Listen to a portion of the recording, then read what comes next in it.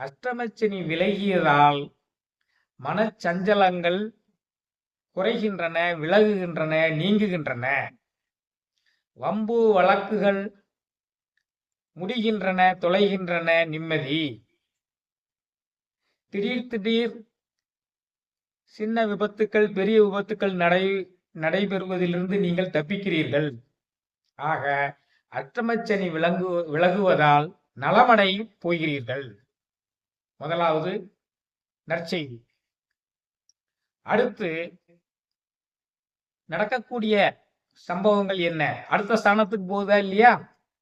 அதனால கடகராசிக்காரர்களுக்கு என்ன பலன்களை எதிர்பார்க்கலாம்? கடகராசிக்காரங்க கல்வியின் பொருட்டும் வேலையின் பொருட்டும் தொலைதூரத்தில் சென்று பணியாற்றக்கூடிய ஒரு வாய்ப்பை பெறப்போகிறீர்கள். சரி,